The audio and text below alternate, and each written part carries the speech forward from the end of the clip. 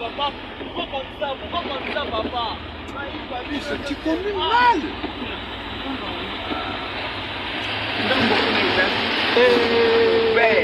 Papa. Toi, Kangamas.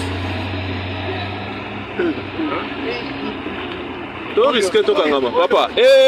Steve. On ne saura pas passer ici, Steve. Kozonga. Oh. Kozonga.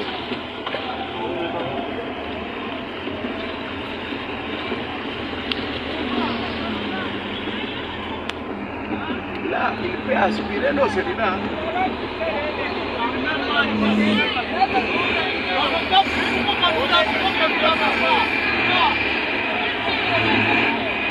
Quand tu faisais, on a d'abord entendu le ballon qui s'est révélé.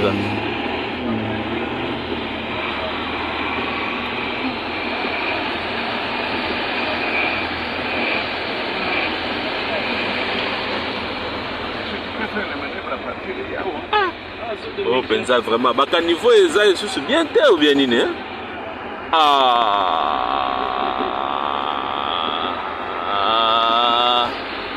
Mwambo na muke betika esali boy.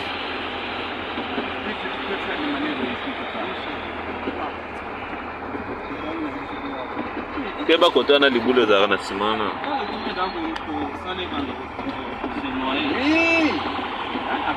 Ah, soko sali jeté OK, hein?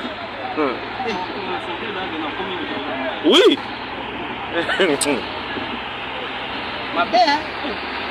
Oh. On va